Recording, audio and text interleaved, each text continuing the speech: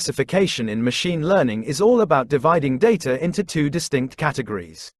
Imagine you have a bunch of coins, and you want to sort them into two piles, heads and tails. That's binary classification. Now, let's use the example of plus and minus signs to understand it visually. Think of each sign as a data point. A plus sign could represent something positive, like a customer enjoying a product, while a minus sign could represent something negative, like a customer being unhappy. Here's how we can draw a graph to classify these signs. X-axis. This represents a feature of the data, in this case, the actual sign, plus or. Y-axis. This can represent the predicted class, either positive or negative. Now, we need a line to divide the plus and minus signs into their respective categories.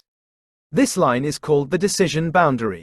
Ideally, the line should be placed in a way that maximizes the separation between the two classes. For example, we could draw a horizontal line right between the plus and minus signs.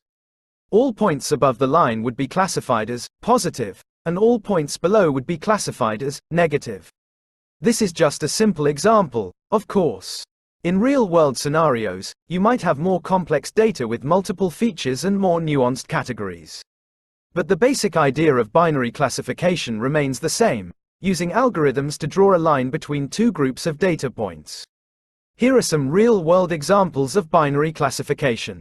Spam filtering, classifying emails as spam or not spam.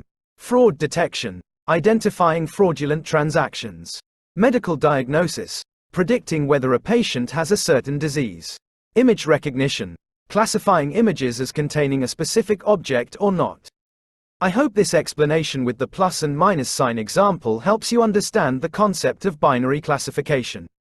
Remember, it's a powerful tool for machine learning, and it's used in many different ways to make sense of data in the real world.